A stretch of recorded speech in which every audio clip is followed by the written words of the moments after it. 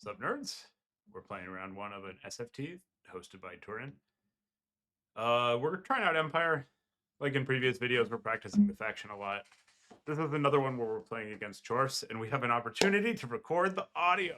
I'm looking at my mic, it's on.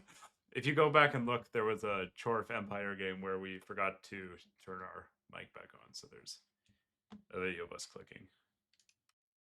No audio. Fortunately, almost as many of you are watching that one as this, which gives me some pause about commentary. It's like, maybe they don't like to listen.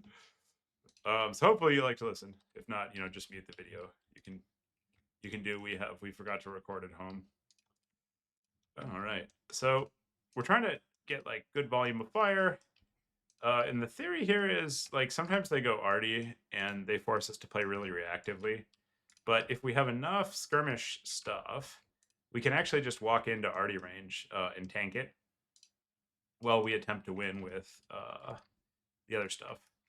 Our opponent, they said this before, they're like a newer tournament player, so probably easy. But that's the thing you always say before getting blown out.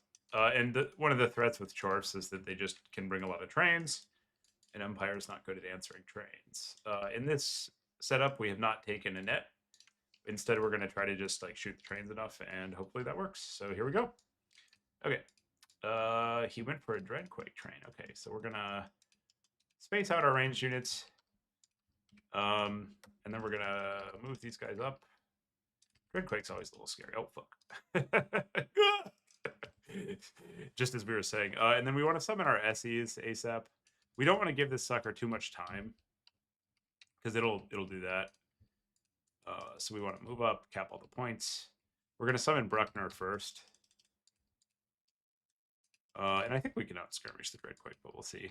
It does a lot of damage, but it also costs like infinite gold. So as a result of taking the Dreadquake, he basically has no other army. Interesting. He's got some sneaky gets or something over here. Don't care. And I don't think he'll have the tools to run down this like giant wall of skirmishing stuff. So we're just going to push up hyper aggressively. And we do need to watch the Dreadquake. And when it shoots, okay, so there it goes. Run stuff in the opposite direction so that it doesn't hit us. Lol. It's much easier if you can see the point of release. But we got distracted with the micro. What you want to do is like run stuff one way and then run it the opposite direction when it fires. It can be easier said than done when there's a lot of other things going on. We don't want to micro our other stuff so hard that the train just gets free reign, but we also don't really want to forget to micro the rest of the other stuff. Okay, there we go. We dodged one. We dodged one. We still got it. Let's see if he can give us a shot here. Run that out. Get our Terror Causer in. And we're actually pretty happy if he wants to run the world's most expensive mortar over here, because it just costs too much to be used in the way that he's currently using it. It needs to be like in there doing a bit more. Get this out.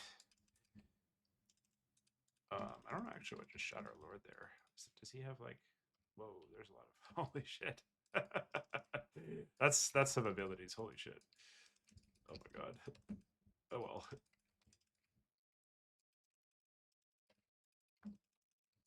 Go over there.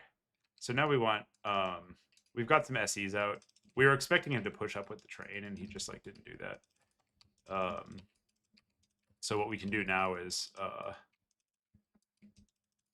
summon a fuck ton of cav. And this is like kind of the challenge with train builds. Like you are kicking ass wherever the train is, but the other things don't do shit, which is acceptable to us.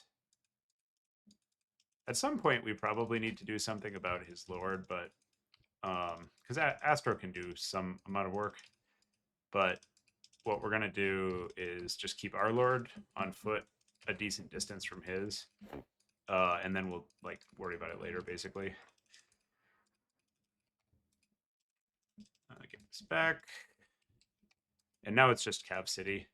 I'm really a little bit surprised that he's not like pushing out with the train. there's nothing really for us to... I guess we can get this back over here. Oh, yeah. The Kadai are a great target for these. For the Huntsman. So we're going to go for that. And I guess we'll just route a couple Hobgoblins, then we'll send Bruckner back to start pressuring the train. And that's about all she wrote, you know. At this point, he's behind on value, and he doesn't really have any army presence to speak of. So all we have to do is compound our advantage by summoning melee units and run out the clock. And we'll do some combination of winning the army fight decisively. He's getting low on dreadquake ammo. That's good. Winning the army fight decisively and getting up more on points. Send this guy in. And he'll get good damage value this game with the train, but just like not enough, basically. Run that away. And because we have the Kadai staring at us, we'll... Oh, shit. Okay. That's one way we can lose. And he's got a lot of mass, so what I'm going to do actually is get this cab out of here to go peel for my lord. It's actually... you can accidentally create a good situation when you kind of like, overexpose your lord, because if they devote resources to killing a cheap footlord but don't actually kill it, they end up even further behind. So they kind of need to, like, if they're going to choose to go after him, they need to close. So what we're doing here is turning our whoopsie into a good outcome, Bob Ross style. No mistakes, just happy accidents. And Bruckner's sitting over there womping on the train. He'll do great in terms of efficiency. Yeah, this looks good. This looks good. Everything is good. I'll just kind of keep Gelt away. Try to get some nice casts where we can. This theme will come up a lot. Like when you're behind, you want to go for big swingy plays, and when you're ahead, you want to reduce variance if you can, and just like, you know, trade things and close out the game. So in this case, we don't need the best like archer target ever. We just need a target, or we don't need the best bombardment target ever.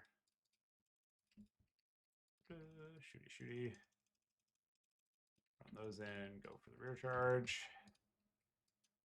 And one big problem for chorfs is that their cav is pretty soft. So they've got to be pretty far ahead. Well, trains are good, which he didn't go for. He took the mortar train, but the scary thing is the regular trains, basically. Let's go get some damage on his lord.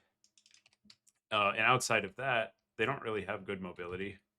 So basically, what you can do is just summon a bunch of spears and armored cav, and it gives them very little action late game.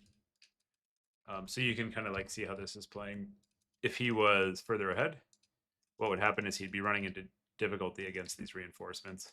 But the way it plays, we're ahead, and then also the reinforcements don't really have anything to contest them. So he's just like really in quite a world of hurt here. So now we've got all the points, more infantry, more cav, doing the Empire Mantide thing. His lord's probably going to go down to this pretty soon. Got our cav killing his stuff. Pretty good show by our opponent, to be honest, for a new player. Dreadquake getting good target priority. Killing the things that it can pop. I'll just get Gelt away from his lord because he doesn't have a whole lot else going on. This is out of ammo. We can unsummit. Sometimes you want to keep these guys to use as a chariot, but if you're nearing like supply cap territory, that's less the case. You want to just... Okay, there we go. We got him.